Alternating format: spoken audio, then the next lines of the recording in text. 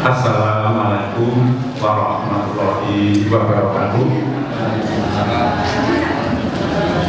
Innal hamdalillah nahmaduhu wa nasta'inuhu wa nastaghfiruh wa na'udzu billahi min syururi anfusina wa min sayyiati a'malina may yahdihillahu fala mudilla lahu wa man yudlil fala hadiya lahu.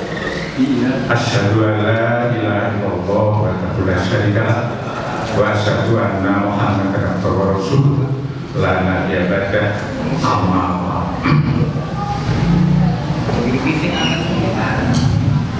Jamaah pengajian rutin Selatangan Rabu Pahing yang insyaallah dimuliakan Allah Subhanahu wa taala, para bapak, para ibu yang saya hormati, terlebih kepada Ibu Dokter Naziah dari Rumah Sakit Umum Aisyah Purworejo yang saya muliakan, saya banggakan, dan terima kasih atas kehadirannya di dalam majelis ini. Kemudian juga kepada para bapak, para ibu semuanya yang terhormat. Puji syukur, marilah kita senantiasa panjatkan pada Allah SWT yang telah memberikan limpahan rahmat, taufik dan hidayahnya. Utamanya kita berikan kesehatan, kesempatan, nikmat iman dan nikmat Islam, yang hari ini kita bisa hadir di majelis yang sangat mulia ini, yang dinamakan oleh Allah majelis pengajian, yang mudah-mudahan kehadiran kita tercatat sebagai amal yang insya Allah diterima oleh Allah SWT. Yang kedua, saya atas nama takmir Masjid Al-Abror Angin Juru Tengah menyampaikan selamat datang dan terima kasih atas kehadirannya, di mana pengajian Selatangan rutin ini dihadiri bapak-bapak dan ibu secara umum oleh jamaah dan warga sekitar di Angin Juru Tengah ini. Yang pertama, saya menyampaikan terima kasih yang tidak terhingga karena permintaan dari kami dari Rumah Sakit Aisyah ikut membantu di dalam rangka untuk menyemarakkan pengajian ini, dan hari ini khusus Ibu Dokter yang memberikan tausiahnya, ceramahnya yang berkaitan mungkin nanti dengan temanya itu masalah kesehatan. Karena terus terang ini pengajian ini hampir banyak 60% lansia gitu. Hampir 60% lansia atau 50% lah lansia. Sehingga tadi di sebelum kita ngaji ini tadi ada cek tensi dari para jamaah, monggo dimanfaatkan. Tidak usah takut nanti kalau tensinya tinggi. Tadi saya cek pertama 164 Pak Sidit, saya aduh kok tinggi banget. Iya Pak, Bapak banyak kontrol rutin. Ya insya Allah punya BPJS ada siap, karena yang penting karena kesehatan itu mahal harganya, dan segala-galanya aktivitas tanpa badan yang sehat tidak akan berarti dan tidak nikmat insya Allah. Demikian mungkin pengajian rutin ini marilah kita lestarikan untuk kita mendapatkan ilmu, tidak hanya ilmu agama tapi juga ilmu yang lain-lain. Seperti pada waktu itu kita juga mengundang untuk upacara memandikan jenazah dan mengkafani menanyakan itu. Jadi kita memang harus banyak pengetahuan kita. Saya kira pengantar saya sekian saja mengingat waktunya, dan tentunya atas bantuan dari Rumah Sakit Aisyah melalui Ibu Naziah atas nama takmir betul-betul menyampaikan terima kasih, dan nanti tolong disampaikan kepada Ibu Kepala Aisyah. Mudah-mudahan nanti ini bisa berkala rutin. Berkala rutin itu maksudnya mungkin berapa bulan itu. Ini sambil kita bisa cek kesehatan, sambil kita juga bisa ya ikut menyuarakan masjid dalam rangka memakmurkan masjid kita ini. Mudah-mudahan kedepannya semakin maju, semakin makmur, umat juga merasa senang, terlayani. Sebab kami ini sebagai takmir ini pelayan umat. Jadi kami akan melayani dengan sebaik-baiknya, baik dalam rangka peribadatan dan yang lain-lain. Saya kira itu saja pengantar dari saya. Sekali lagi terima kasih. Mengaturkan waktu secukupnya saya aturkan pada Ibu Dokter Nasisa untuk memberikan tausiahnya dan mungkin karena berkaitan dengan kesehatan saya. Terima kasih. Saya akhiri bila taufiq wal hidayah. Wassalamualaikum warahmatullahi wabarakatuh.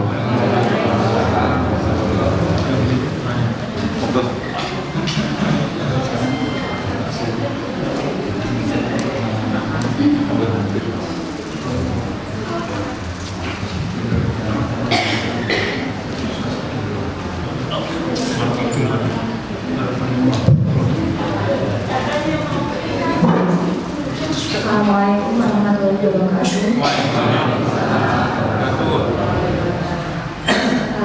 Sebelumnya perkenalkan saya Haziha.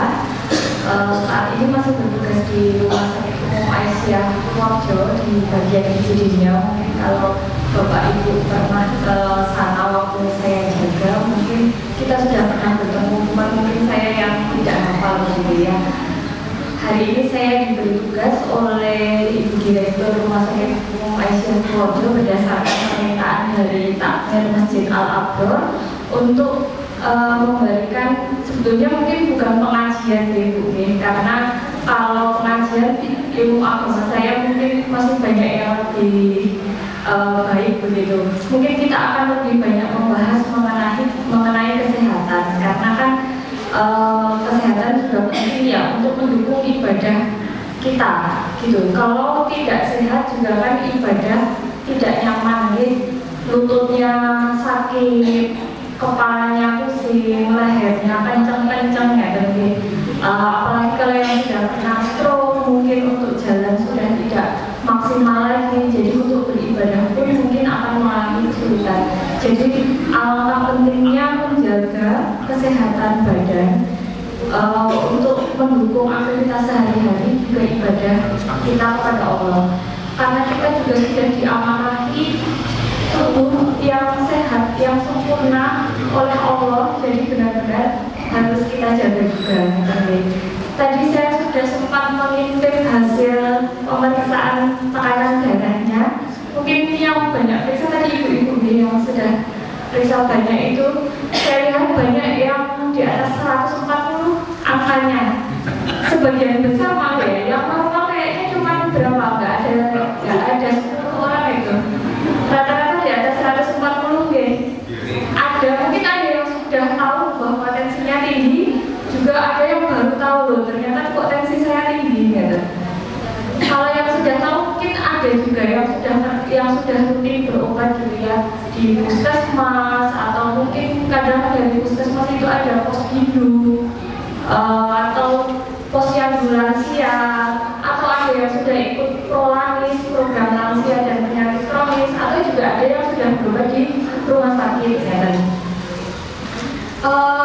Tensi tinggi itu sekarang menjadi salah satu perhatian pemerintah Bapak Ibu, karena tensi tinggi itu menjadi faktor resiko utama dari penyakit stroke gitu ya. Padahal penyakit stroke itu kan efek sampingnya lama dan tidak menjadi beban untuk pasien dan juga keluarganya gitu ya. Sebagian separuh badan sulit untuk digerakkan, kadang untuk jalan jadi tidak lincah, bahkan ada yang sampai tidak bisa beraktivitas sama sekali, untuk berkomunikasi sulit, bicara menjadi pelo gitu ya. Faktor resiko utama dari penyakit stroke itu tensi yang tinggi. Jadi betul-betul mengontrol tensi itu menjadi salah satu indikator keluarga sehat. Ada 12 indikator keluarga sehat, salah satunya adalah jika di rumah ada yang menderita hipertensi atau tekanan darah tinggi, maka harus mendapat pengobatan.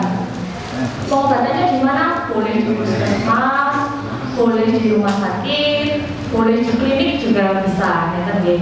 Pengobatan tensi itu ada yang bilang, duh kalau sudah terlanjur minum obat nanti saya harus minum obat seumur hidup ya. Atau kalau saya minum obat setiap hari nanti jangan-jangan ginjal saya rusak ya kan. Ada yang biasanya seperti itu, jadi takut minum obat. Sebetulnya kalau sekali misalnya tadi belum pernah periksa tensi, sekali ngecek kok ternyata tinggi, itu kita belum bisa langsung menyatakan oh ini hipertensi ya kan.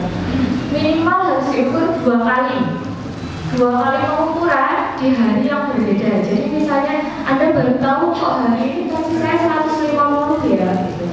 Besok kalau bisa dicek lagi, besok atau hari lagi dicek lagi masih tinggi atau tidak, karena kadang setelah berjalan jauh atau pas kurang tidur itu tensinya juga bisa tinggi. Jadi sebaiknya kalau hari ini kok tensinya tinggi biasanya boten, nah itu bisa dicek lagi besok untuk tahu oh tensinya masih tetap tinggi, berarti itu memang tekanan darahnya tinggi ya kan. Nah kalau tekanan darahnya tinggi, yang dikatakan tinggi itu berapa? Di atas 140 Pak. Yang atas di atas 140, yang bawah di atas 90, di atas 85. Salah satu itu tinggi, sudah kita katakan tekanan darah tinggi. Jadi harus diterapi begitu ya. Apakah harus langsung minum obat? Tidak. Kalau masih awal, mungkin usia masih muda, belum ada efek samping yang lain, tidak ada keluhan, kita bisa mencoba dengan mengurangi garam.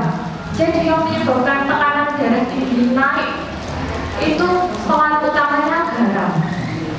Ya, jadi bukan daging kambing, itu bukan, tapi lebih ke garamnya. Ada garamnya yang harus dikurangi. Karena kalau garamnya tinggi, dia menarik air. Kalau air di dalam tubuh itu meningkat, jadi tekanan darahnya juga tinggi. Makanya kadang-kadang kalau yang sudah berobat lama, mungkin ada yang dikasih sama dokter itu obat yang bikin tipis ya. Yang tensinya tinggi, sudah kena ke jantung, itu kadang dikasih obat yang sering bikin bolak-balik tipis. Karena memang itu mau mengurangi cairan supaya nggak berlebihan. Kalau kadar garamnya tinggi di dalam darah, nanti cairannya juga berlebihan, tekanan darahnya juga tinggi. Jadi kalau mau mengurangi makanan apa yang harus dihindari kalau tensinya supaya nggak terlalu tinggi, itu garam, gitu ya. Kalau takaran itu cuma berapa nih? 1 sendok teh itu sehari yang diizinkan sebetulnya. Kalau berdasarkan itu sedikit sekali memang ya. Jadi kalau masak kan garamnya sedikit memang enggak enak lah ya gitu. Apalagi nanti masih ditambah penyedap rasa, itu kan isinya juga sebetulnya garam sama saja. Jadi memang ya rasanya mungkin kurang enak, tapi itu yang harus dikurangi ketika tensinya sudah sangat tinggi ya. Kalau masih sudah mengurangi garam, sudah 3 bulan saya diet mengurangi garam kok tensinya tetap tinggi, sebaiknya dengan bisa periksa, mungkin bisa ke klinik dulu atau ke puskesmas. Nanti biasanya akan diberi obat penurun tensi. Apakah saya harus minum obat itu setiap hari selama seumur hidup? Biasanya yang ditanyakan itu ya. Sebetulnya ketika Anda bisa mengontrol tensi tanpa obat, itu tidak harus seumur hidup, karena tujuan utamanya ya bisa mengontrol tensi. Cuma kadang ada yang nggak bisa mengontrol tensinya tanpa obat ya tadi. Pak biasanya bertanya gini, kalau minum obat banyak-banyak, kok ginjalnya buatan rusak ya kan? Biasanya takut kalau ginjalnya kena. Justru obat-obat itu melindungi ginjal. Kalau tensinya dibiarkan tinggi terus-terusan, pembuluh darah yang ke ginjal itu lama-lama justru rusak, gitu ya. Jadi obat-obat itu berfungsi untuk mengurangi tekanan darah supaya aliran darah yang ke ginjal juga lancar, tidak terlalu tinggi, justru supaya tidak terkena penyakit ginjal. Karena kalau tekanan darah tinggi dibiarkan, itu efeknya yang pertama bisa kena stroke ya di otak, atau kadang-kadang ada yang mimisan terus-terusan, itu pembuluh darah yang di hidung itu pecah ya, dan jadi keluar darah terus-terusan itu. Ada juga efek samping yang sering itu adalah sakit jantung. nanti lama-lama keluhannya sesek, nek sare bantale kedah 3. Kalau cuma 1 baring lurus gitu sesak karena jantungnya pompanya sudah tidak baik gitu, atau kakinya bengkak. Biasanya keluhannya kalau yang apa namanya jantungnya sudah melemah fungsinya, kalau nggak sesek kakinya bengkak, jalan jauh sedikit 200 meter sudah menggeh-menggeh gitu. Itu biasanya diawali oleh tensi yang tinggi. Resiko yang berikutnya bisa jadi serangan jantung juga. Nanti kalau serangan jantung itu biasanya keluhannya nyeri dada, kadang-kadang kados masuk angin, ampok-ampok nyeri di dada, nyeri yang menjalar sampai ke lengan kiri, itu tanda-tanda serangan jantung. Jadi kalau misalnya ada nyeri dada kiri, rasanya ampok kados ditinggih, terus kadang menjalar ke lengan kiri, itu tanda-tanda serangan jantung. Itu kita harus langsung segera ke IGD rumah sakit gitu ya. Biasanya akan dicek, direkam jantung apakah benar ada serangan jantung atau tidak. Itu faktor risikonya juga sama. Salah satunya adalah karena tekanan darah tinggi. Terus kemudian yang lainnya penyakit ginjal itu tadi, gagal ginjal yang sampai akhirnya juga sudah di tahap lanjut harus dicuci darah. Ada yang sudah mungkin ada teman atau saudara tetangga yang sudah harus cuci darah seminggu 2 kali, seminggu sekali, gitu. Itu awal utamanya biasanya kalau tidak tekanan darah tinggi, ya penyakit gula, gitu ya. Terus nyeri-nyeri di kaki juga bisa karena tekanan darah yang tinggi. Jadi pembuluh darah di kaki itu sudah mulai rusak. Kalau untuk jalan jauh rasanya semut dari atas sampai bawah itu karena aliran darahnya tidak lancar gitu.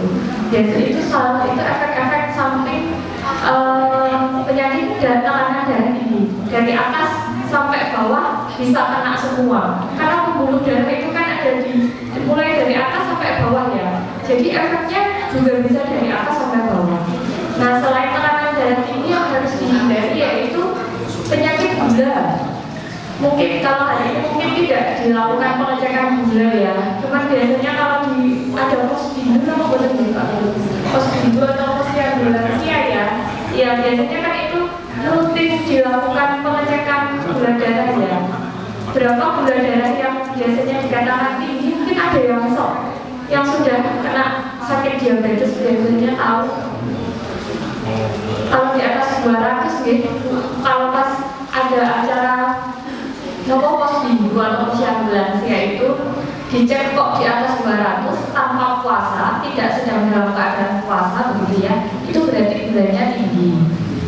Nanti biasanya akan dikonfirmasi untuk dicek, disuruh cek lagi di puskesmas, disuruh puasa, terus dicek gula darah puasanya berapa. Itu sama, gula juga sama, gula yang tinggi efeknya juga sama ke otak jadinya stroke, ke jantung jadinya serangan jantung, ke ginjal juga sama jadinya fungsi ginjalnya menurun atau biasanya disebut gagal ginjal yang sampai dengan cuci darah begitu ya. Jadi pentingnya menjaga kalau gula itu dipengaruhi oleh makanan yang dikonsumsi. Nasi putih itu kadar gulanya tinggi, bisa diganti dengan nasi merah biasanya. Tapi kalau yang masih normal ya monggo biasa, dahar biasa buat rokok-rokok. Ya harus dijagakan kalau yang kadar gulanya sudah terlalu tinggi gitu ya. Ini musim durian, buah durian itu kadar gulanya sangat tinggi. Jadi buat yang sudah punya sakit diabetes mungkin dikurangi dahar duriannya jangan terlalu banyak gitu ya, karena memang itu kadar gulanya tinggi sekali. Terus minuman manis jelas kadar gulanya juga tinggi.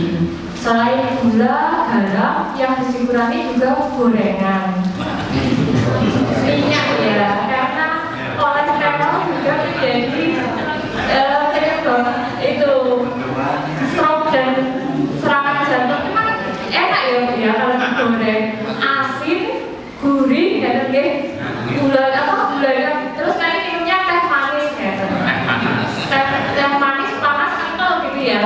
Jadi enak memang, garamnya cukup, gurih, digoreng. Cuman ya itu, ketika Allah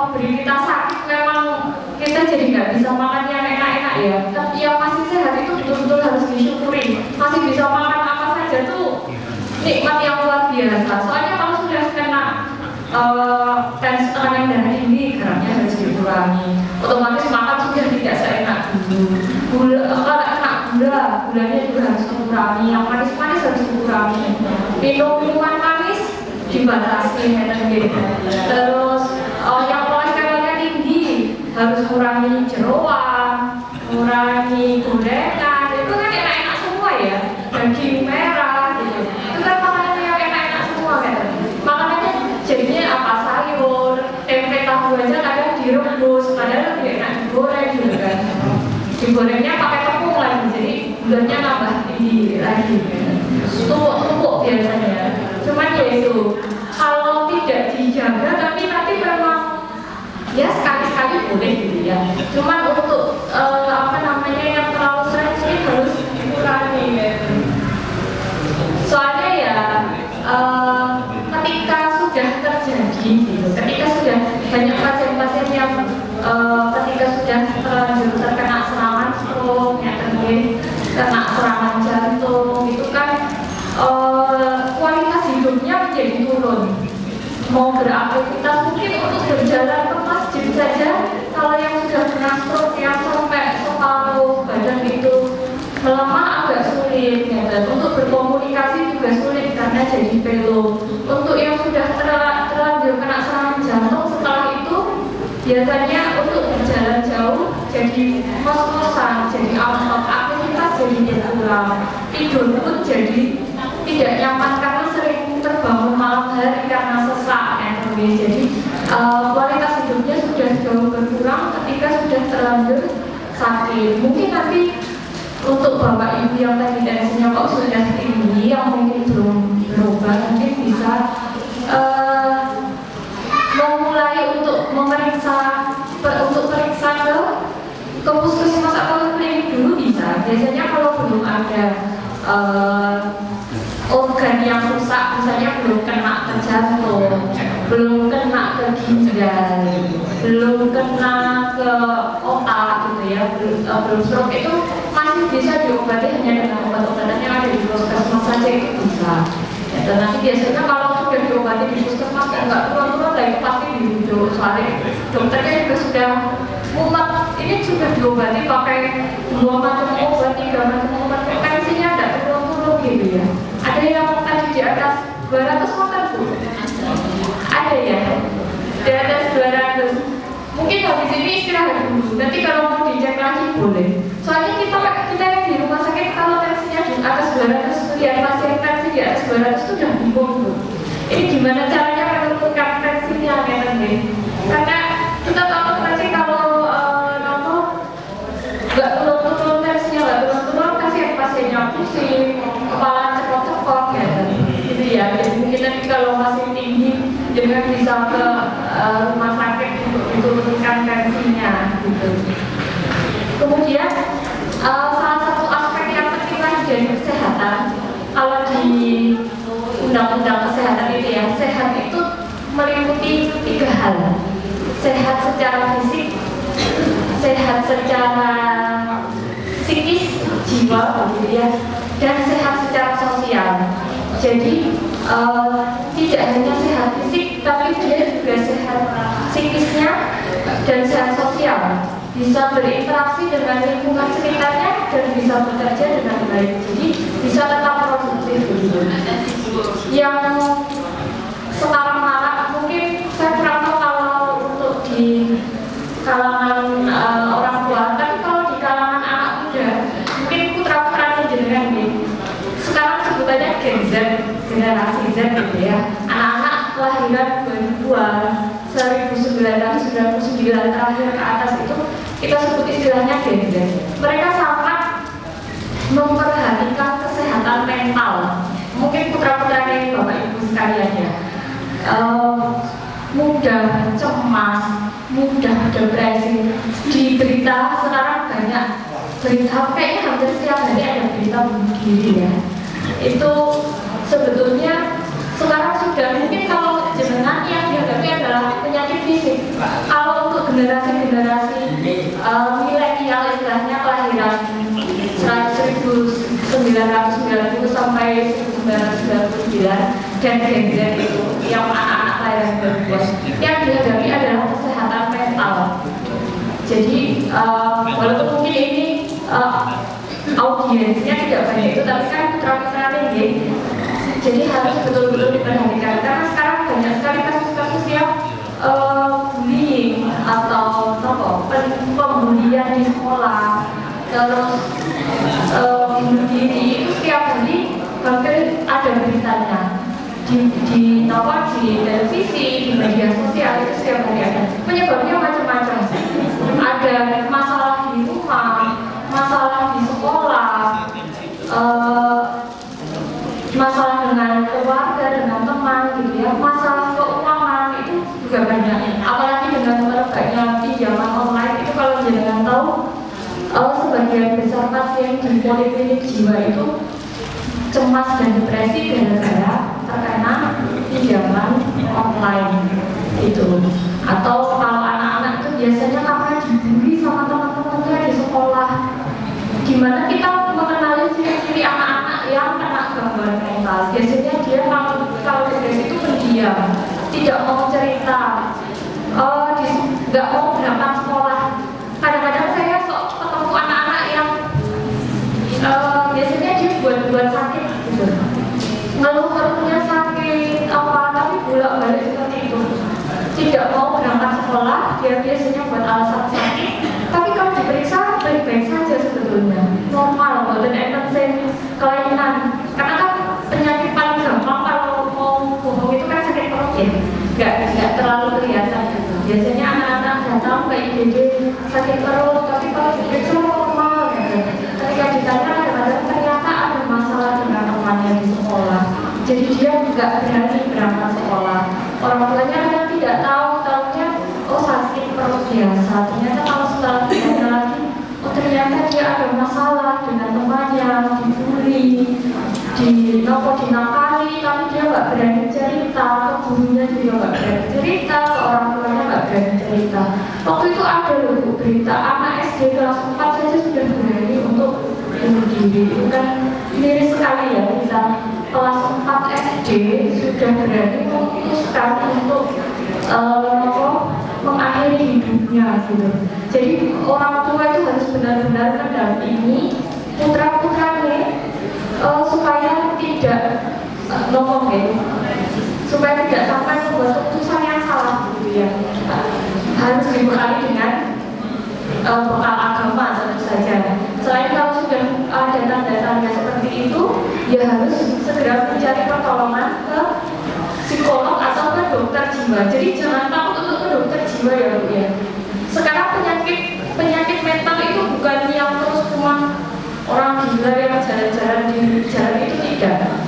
Jangan takut untuk datang ke dokter jiwa, jangan malu daripada nanti terlambat begitu deh. Jadi betul-betul harus mengenali gangguan mental. Biasanya tanda-tanda yang kedua itu sulit tidur. Biasanya kalau kita lagi ada yang di penggaling, kan sulit tidur ya, nggak ngantuk-ngantuk, mikir terus tapi itu ada yang berkepanjangan, tidak bisa tidur 1 minggu, tidak bisa tidur 2 minggu, itu ada yang seperti itu. Jadi kalau masih tidak bisa tidur sehari 2 hari, terus setelah itu masalahnya selesai, jadi kan sudah bisa sehari lagi, itu normal. Nek pas ada masalah pasti nggak bisa tidur, itu normal. Tapi kalau yang berkepanjangan itu mungkin harus segera dicari tahu penyebabnya, gitu ya. Nanti dalam mendampingi keluarga atau putra-putri yang mungkin sedikit menarik diri, yang biasanya ini anak ceria, tiba-tiba seminggu 2 minggu tidak perilakunya berubah, itu mungkin harus hati-hati. Selain itu juga biasanya nafsu makan berkurang.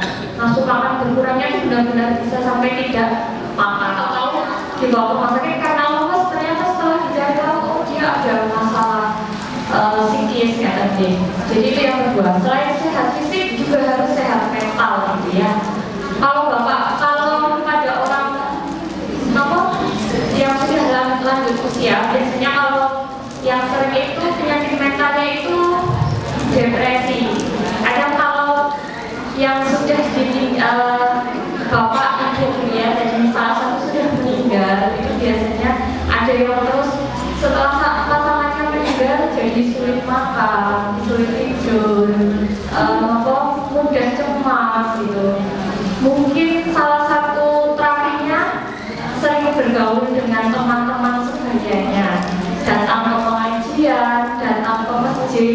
untuk ketemu komunitas yang positif supaya dapat semangat lagi, supaya ada temannya gitu ya, supaya tidak bosan, tidak melamun di rumah kalau yang tadinya berdua tiba-tiba sendiri. Soalnya itu sering kalau orang tua seringnya seperti itu, penyakit psikisnya biasanya jam susah tidurnya, bukan susah tidur tapi tidur terus nanti gampang bangun di jam 1, jam 2 malam itu udah terbangun terus tidak bisa tidur lagi. Biasanya seperti itu kalau orang tua keluhannya.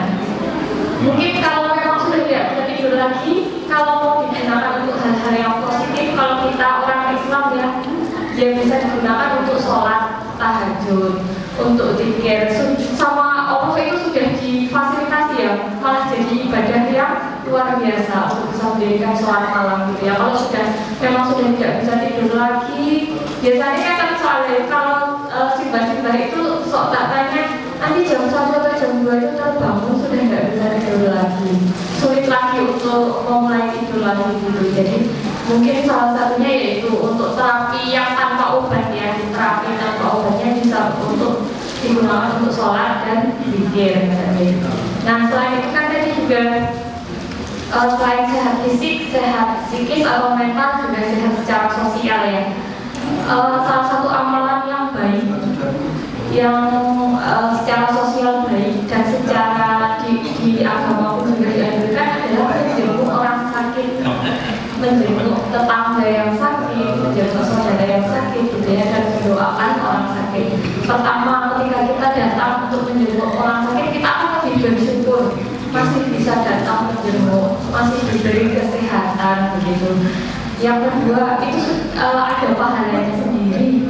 Menjenguk orang yang sakit kan sudah memang Nabi pun juga menganjurkan untuk menjenguk orang sakit. Mungkin bapak-bapak dan ibu-ibu jamaah masjid kalau biasanya Pak ini atau Bu ini ikut jamaah sholat kok ini nggak kelihatan ya gitu, nggak kelihatan nggak ikut jamaah, mungkin bisa ditanyakan ngomong gerak, ngomong tidur. Kalau misalnya sakit mungkin bisa dijenguk bareng-bareng, bagi subuhan, rokok kayak gitu, didoakan bersama-sama. Itu salah satu hal yang positif, secara sosial juga baik gitu ya, memberi kekuatan untuk yang sakit, mendoakan yang sakit juga, dan untuk yang sehat juga supaya lebih bersyukur karena masih bisa diberi kesehatan, ada pahalanya juga. Dan tokoh mempererat silaturahim gitu ya dengan menjenguk orang sakit itu. Mungkin ini jam berapa? Sampai jam 5. Oke. Mungkin kita materi saya selesai di sini dulu, lebih banyak untuk tanya jawab saja mungkin deh, supaya lebih enak kita bisa mengajukan pertanyaan. Nanti yang bisa saya jawab insya Allah saya jawab, jika belum mungkin nanti di lain kesempatan kalau ada ini bisa saya jawab gitu. Monggo yang bagi mengajukan pertanyaan bisa. Saya Dok. Assalamualaikum warahmatullahi wabarakatuh. Saya ingin menanyakan, memang tidak disampaikan dokter itu saya mengalami, dok. Artinya saya pernah mengalami. Artinya itu kadang-kadang jalan agak jauh itu sudah capek gitu. Terus kadang-kadang malam itu kalau sudah bangun sulit tidur. Nah, memang kebetulan saya terus terang cenderung ada cenderung tensi itu tinggi, dok. Gitu, dok. Nah, bagaimana cara yang kampanye tidak terlalu terikat dalam arti itu baru yang bisa membantu untuk keluhan-keluhan tadi yang saya rasakan itu bisa ya paling tidak itu menyeimbangkan, jadi tidak terlalu saja. Memang saya juga sadar karena memang kalau sudah tua itu ibaratnya mesin yang juga haus ya. Saya sadar itu sadar. Tapi bagaimana trik-trik yang paling bagus untuk bisa menjaga stamina, menjaga artinya kedominan fisik gitu.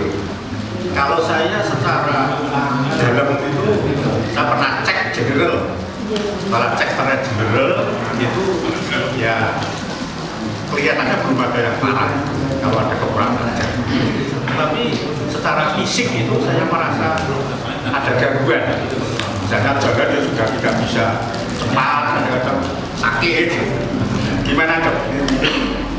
Trik-trik yang perlu kita lakukan? Apa memang kita perlu kontrol rutin ke dokter? Mungkin itu dok. Terima kasih. Mungkin ini juga bisa berlaku untuk bapak-bapak yang sama dengan saya mungkin. Iya. Makasih. Kalau penyakit tua itu memang tidak ada obatnya ya Pak. Ya, itu kan salah satu semua penyakit itu ada obatnya kecuali tua gitu kan ya. Secara normal tuh setiap fungsi badan itu pasti akan menurun sesuai usia. Paling jelas itu biasanya di sendi. Ibu-ibu itu biasanya yang lebih begitu. Menopause itu biasanya fungsi kalau ibu itu ya, begitu menopause itu fungsi tubuh itu menurun dengan drastis biasanya. Terasa sekali kalau ibu karena hormon-hormon perempuan yang masih produktif pas belum menopause itu tuh sangat menjaga ya jantung, ya sendi lutut. Kalau itu pasti terasa sekali Pak. Yang paling terasa biasanya yang pertama sendi, nyeri, jempolnya tadi, sampai sholat sudah mulai mau bangun dari sujud itu biasanya agak cari posisi yang enak untuk jalan. Kalau 500 meter ngos-ngosan itu wajar Pak. Yang apa namanya kan memang pembakaran ini energi juga habis ya. Yang harus dipertimbangkan itu kalau jalan 200 meter saja sudah sesak. Itu yang harus dipertimbangkan. Mungkin kalau dengan rutin olahraga masih bisa dirutinkan olahraganya untuk menjaga tubuh supaya tetap fit. Tentu saja disesuaikan dengan kemampuan badan gitu ya. Pasti kalau dulu mungkin bisa lari, sekarang mungkin jalan cepat. Kalau olahraga yang baik itu biasanya kalau bisa berenang kita anjurkan berenang. Karena kalau berenang itu seluruh badan dari atas sampai bawah itu bergerak begitu. Kalau yang bisa berenang itu memang yang paling bagus berenang tidak membebani sendi karena dia terapung di air gitu ya. Jadi kalau yang punya masalah di sendi lutut pun tidak akan terlalu nyeri karena kan dia ada gaya arus airnya atau bersepeda. Cuma kalau yang bersepeda kayak satu sebuah yang kita khawatirkan adalah di jalan yang ramai kayak takutnya nanti ada kelapaan, ada apa, ya itu yang kita lakukan. Kalau bisa berenang itu sebetulnya paling bagus berenang. Mungkin kalau punya cucu-cucu bisa diajari berenang ya Bu ya, karena itu salah satu olahraga yang bagus nantinya untuk sampai tua itu bagus berenang gitu. Kalau zaman dulu kan kita nggak banyak yang bisa berenang gitu ya. Kalau sekarang mungkin punya cucu, punya anak, kalau masih bisa diajari berenang itu olahraga yang bagus sekali. Secara untuk jantung, untuk otot itu bergerak, soalnya kalau berenang itu bergerak dari atas sampai bawah semua otot bergerak, jadi itu bagus untuk olahraga. Yang kedua tentu saja menjaga pola makan. Ya sekali-sekali boleh, tidak yang harus dilarang terus-terusan makan enak seminggu sekali mungkin ya. Dan sebetulnya mungkin bukan tidak enak ya Pak, kita saja yang tidak terbiasa kan. Yang penting kan kalau ini kebutuhan nutrisinya terpenuhi gitu ya. Terus selain itu menjaga pola tidur juga. Cuman ya itu memang kadang-kadang sudah terbangun di malam hari itu keluhan itu kalau sibah-sibah itu memang keluhannya kadang seperti itu gitu. Satu lagi mungkin kalaupun belum berobat bisa rutin cek dulu, cek tekanan darah kalau pas ada acara seperti ini atau kadang-kadang kan di posyandu itu ya biasanya kan rutin dicek. Kalau memang kok trennya terus-terusan tinggi, apalagi kalau tekanan darah tinggi itu kan tadi di atas 140 ya. Tapi kalau yang paling bahaya itu yang di atas 180 gitu ya. Itu kalau sudah di atas 180 biasanya agak sulit kalau tidak minum obat. Kalau masih di antara itu kadang naik turun setelah aktivitas naik, kadang-kadang turun itu masih bisa dibantu dengan diet, dengan olahraga, aktivitas fisik itu masih bisa. Tapi kalau sudah di atas 180 biasanya agak sulit untuk karena tujuan kita menjaga gitu ya. Kalau masih di bawah 180 monggo, kalau masih bisa dengan olahraga, potensinya bisa terkontrol, masih bisa mungkin gitu. Dan kalau bisa kalian sudah minum obat itu teratur gitu, teratur ngecek, teratur kontrol, teratur minum obatnya juga, supaya nanti tidak tahu-tahu wah saya sudah tidak minum obat 3 bulan, tahu-tahu tensinya tinggi gitu. Terus kalau cuma tensinya tinggi tidak ada efek samping naik, paling cuma kencang-kencang buat teman-teman bu. Tiba-tiba kok stroke atau serangan jantung gitu loh. Kita kasihan juga pasien kalau yang sudah mungkin kena serangan jantung atau stroke itu ya, karena yaitu kualitas hidupnya menurun. Ya, untuk aktivitas juga buatan sekecoh gitu. Ya kan Pak? Mungkin ada. Yang kedua Pak. Saya itu kalau malam jam 10 kencing. Nanti setiap jam kencing itu. Sering malam tok. Malam tok. Siang betul. Siang ya normal biasa. Gampang nolak boten. Boten. Tensinya kok ini boten Pak. Tadi tensinya 125. Oh saya. Yang di bawah 79. Iya. Oh gulanya? Belum boten saya. Mungkin nanti kawan-kawan kalau ada pengecekan gula gitu ya, acara pengecekan gula mungkin bisa ikut dulu ya Pak ya. Tapi gula normal. Biasanya normal. 146 dulu waktu 2 bulan yang lalu. Jadi itu tadi ya Pak, kalau usia sudah tua kan memang fungsi tubuh akan menurun. Salah satunya adalah otot yang bisa nahan kencing. Otot kandung kemih itu juga yang tadinya kalau masih muda itu gampang nahan pipis. Mungkin sampai putaan jodoh di Purworejo dan pipis ya buat nopo-nopo. Pak potong berunjal-berunjal kayak udah pipis kita bisa bertahan. Tapi semakin tua seperti kekuatan otot yang lain, kekuatan otot yang untuk menahan kencing itu juga berkurang. Jadi banyak yang kadang itu ada bahkan belum sampai kamar mandi sudah tidak bisa ditahan Oke, itu nopo istilahnya ngaruh gampang ngopol Iya, memang jadi ya mungkin solusinya kalau yang paling mudah karena itu tidak ada obatnya kalau itu untuk menguatkan otot itu boleh ada obatnya. Jadi ya mungkin kamar mandinya yang dekat ya. Kalau kamarnya kan tidak jauh sama kamar mandi ya mungkin ini kalau bisa lebih dekat ke kamar mandi supaya tidak ada yang kita takutkan itu sebetulnya kalau buru-buru terus jatuh. Itu yang ditakutkan itu sebetulnya itu kadang pendingan ngomong di jalan daripada lari terus jatuh gitu ya. Soalnya kalau pada orang tua itu memang yang ditakutkan itu resiko jatuhnya sudah meningkat, sudah tinggi. Padahal kemampuan untuk menahan kencingnya itu memang berkurang. Ototnya itu sudah nggak kenceng lagi ya. Jadi memang udah seperti itu ya. Itu salah satu fungsi yang menurun juga. Dan tidak ada obatnya. Usia berapa Pak? Saya usia 87 1 bulan 6 hari. Usia banyak ya Pak? Berarti 7 jam. Iya, luar biasa. Masih bisa ke masjid? Jalan kaki juga Saya makan gula itu hanya 2 sendok makan setiap jam 2 malam dengan bikin kopi itu. Itu saja, lainnya kalau minum teh manis ya kadang-kadang kalau kecuali.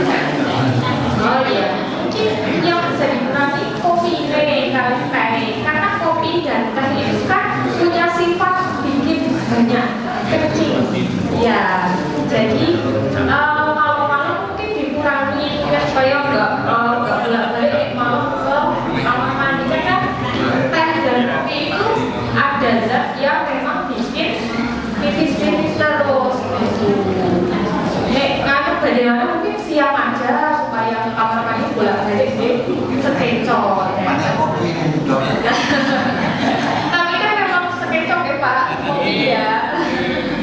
Ya mungkin diganti waktu minumnya supaya tidak malam hari. Soalnya kan kayak bolak-balik ke kamar mandi ini. Dan itu kan buatan sekencok ya. Monggo Pak. Ada ibu. Monggo. Ada. Ya. Saya ingin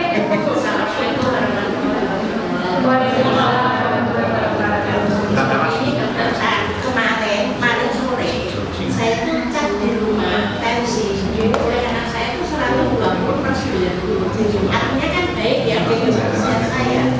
Tapi ternyata di sini tadi itu 170/80. Sedangkan saya itu sudah minum obat kandesatan yang 0,8. Itu rutin. Riwayat saya adalah TG itu sampai 500 sekian, seterusnya 300 sekian. Maka itu sudah benar. Jadi tensi itu kan memang fluktuatif ya, berubah pagi, siang, malam, habis beraktivitas, mungkin tadi habis jalan dari rumah ke sini belum istirahat sudah di tensi gitu. Kalau di rumah yang periksa putranya boten deg-degan. Nek teng klinik nopo teng rumah sakit atau ketemu petugas kesehatan lebih deg-degan. Jadi di kadang-kadang memang ada yang seperti itu Bu. Di rumah saya tuh biasanya normal di rumah, tapi kok setiap kontrol pasti tensinya tinggi terus ya. Biasanya kadang kalau yang pasien seperti ini kita akan catat di rumah sehari-hari seperti apa. Karena ya itu kayak tadi kadang-kadang pas di rumah sakit itu sering seperti itu Bu. Saya tuh kalau di rumah sudah terkontrol loh dengan obat ini. Kok kalau di rumah sakit itu pasti tinggi. Biasanya akan kita minta catat karena memang kejadian seperti itu banyak. Ada juga yang itu istilahnya penyakit hipertensi ketika ketemu kalau istilah medisnya itu ketika ketemu jas putih. Jadi kalau di depan dokter itu tensinya langsung naik tinggi. Itu orangnya kan ya enggak kok saya biasa aja, boten cemas, boten deg-degan, tapi itu pasti seperti itu ada.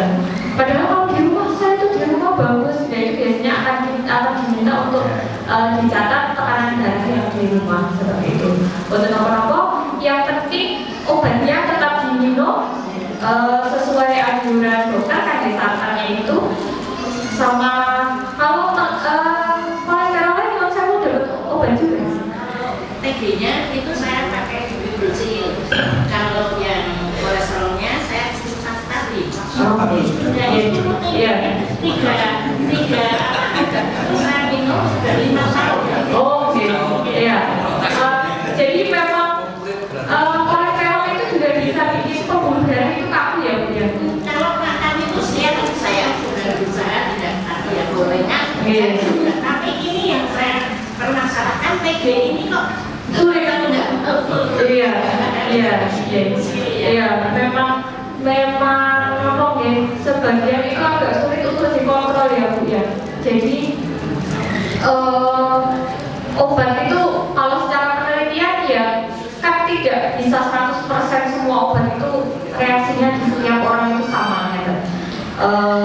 Tidak apa-apa, yang penting harus dikontrol terus. Sama nanti biasanya kan akan mungkin dicek fungsi ginjalnya juga untuk lihat apakah ada efek ke ginjal atau enggak. Sebetulnya kan target kita kontrol tensi sama gula sama kolesterol itu supaya enggak kena ke otak, jantung, ginjal, ke pembuluh darah kaki gitu ya. saya itu dokter ya. Kalau jantung kena dulu waktu di Pak Dokter Kusni praktek di Asia selama 3 tahun itu saya sudah. Nah, tapi karena Dokter Kusni pindah ke Pradesada jauh ya. Iya. Saya ke mungkin pembukaan ya. Iya. Karena idenya yang ini. Iya. Monggo, mungkin kalau dokter itu kan pilihan ya, ya monggo cocok-cocokan juga. Ya itu tadi karena aspek sehat itu tidak hanya fisik, ada psikis juga. Ketemu dokter yang cocok, luar biasa daripada yang nggak cocok kan seperti itu. Kita tidak hanya untuk fisik yang sehat, tapi juga mental yang sehat. Jadi buat teman-teman pilihan dokter itu ketemu dokter yang cocok itu juga termasuk obat untuk pasien gitu ya. Teman-teman obatnya diminum terus. Nanti ketika waktunya harus cek fungsi ginjal, fungsi jantung di ini aja, di jalannya saja. Kalau pas kok ada fungsi ginjal yang kurang dapat tambahan obat di nganu mau. Masalah mereka buah. Dulu itu kalau makan buah itu sudah makan nasi. Bukan ada orang pikir sebelum makan. Yang betul yang mana? Mungkin kalau yang sebelum makan itu supaya penyerapannya lebih maksimal ya Pak ya. Tapi kita lihat juga buahnya itu nopo, kayak jeruk kenceng banget. Lambungnya riwayat sakit lambung tetap kalau saran saya setelah makan. Nanti kalau asam lambungnya naik terus perih malah tidak nyaman. Iya, fleksibel saja kalau saya. Di akhir atau di awal semuanya baik gitu ya. Yang penting disesuaikan saja, tidak terlalu banyak dan cukup. Kalau buah itu kan fungsinya menyokong ya, tapi yang penting cukup ya. Mungkin ada lagi? Enggak Bu. Ibu-ibu. Dok. Oh Bu. Apa ya? Yang mungkin kaitannya dengan budaya dan teknologi. Ada yang sekarang orang mungkin masak semua pakai rice cooker semuanya. Dan maunya angkat semuanya. Ada yang bilang punya itu bahaya, tapi nunggu dingin dulu baru dimakan. Nah kalau makan nasinya dingin kan udah gak enak. Enaknya ya angkat gitu angkat. Itu katanya kalau habis diambil dari rice cooker masak itu katanya kadar gulanya masih terlalu tinggi. Tapi kalau tunggu nanti dialognya hilang, itu kadar gulanya akan hilang bersama kuah yang hilang. Nah yang benar gimana sih? Makan yang seperti itu apakah nunggu dingin? Apa masih panas masih hangat? Sejujurnya saya belum pernah membaca gitu ya Pak ya secara langsung preferensi tentang apa yang panas atau yang dingin kan dari gulanya apakah berubah atau tidak itu saya belum pernah baca. Cuman memang kalau yang saya tahu nasi putih itu memang kadar gulanya sangat tinggi. Ya jadi memang biasanya kalau yang sudah punya sakit gula, kalau yang belum punya sakit gula sih ya nggak apa-apa. Kalau yang sudah punya sakit gula biasanya memang dianjurkan untuk mengganti nasinya. Karena nasi putih itu kalau di Indonesia soalnya sangat ini ya budayanya itu kalau belum nasinya ya nasi putih, kalau belum makan nasi ya belum makan. Jadi kalau diganti itu kadang rodok keberatan. Kalau diganti nasi merah aja masih kadang keberatan. Kalau saya nasinya yang diganti saya belum pernah baca. Kalau yang panas atau dingin apakah berpengaruh atau tidak. Soalnya nanti kalau saya ini malah salah mungkin. Kalau yang jelas kalau nasi putih ya itu memang salah satu yang kadar glukosanya paling tinggi. Jadi kalau yang sudah punya sakit gula mungkin alangkah baiknya nasinya yang diganti terlepas dari panas dan dinginnya. Mungkin ada lagi. Oh, dia mau dulu.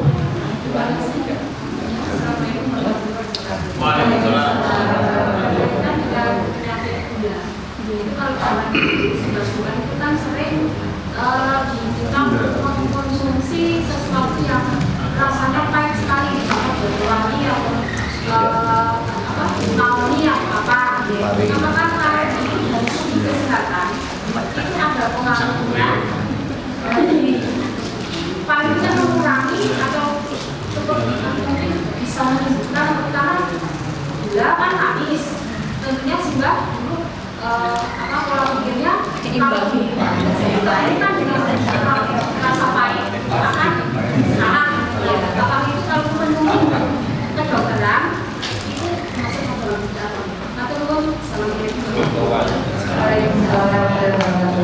kalau yang mau sama kebetulan saya belum pernah aja, tapi ada yang namanya daun insulin ya, mungkin ada yang tahu itu memang bisa menurunkan gula darah seperti itu.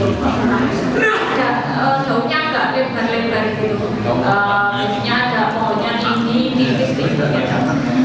Cuman herbal-herbal itu ada yang terbukti bisa menurunkan gula darah itu ada pare itu juga katanya bisa. Kalau pare saya sudah pernah baca ada zat yang bisa menurunkan gula darah. Pare kan juga pahit gitu ya.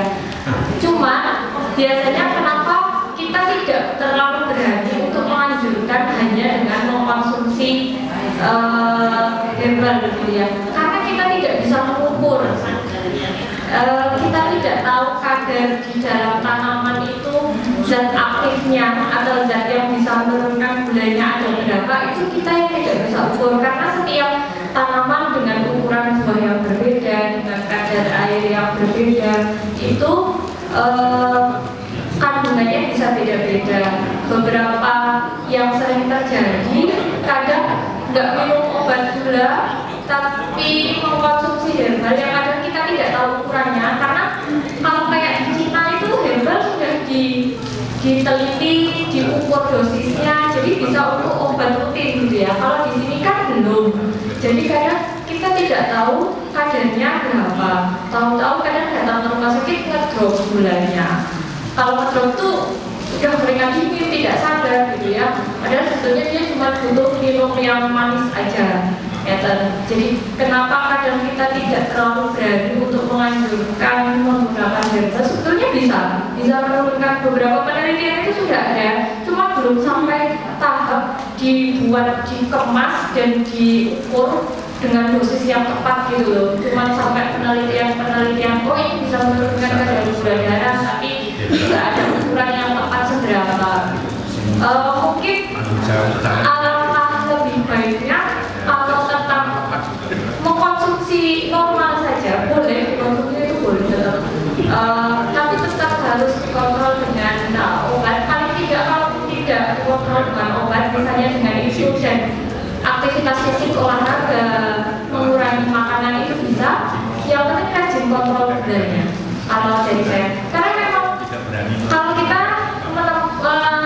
mendiagnosis pasien dengan diabetes pertama kali misalnya, kadang tidak langsung diberi obat, tapi disuruh olahraga dulu, mengubah pola makan, olahraga selama kurang lebih 3 bulan. Apakah bisa terkontrol dengan mengubah aktivitas fisik dengan olahraga dan dengan mengurangi makanan-makanan yang tinggi gula? Kalau dengan itu saja sudah bisa terkontrol, ya tidak perlu dengan obat. Karena tujuannya sebetulnya hanya satu, mengontrol gula darahnya. Tidak harus dengan obat ya. Baik dari Amerika, dari Eropa, dari Indonesia sendiri, yang pertama terapinya adalah mengubah pola hidup. Pertama kita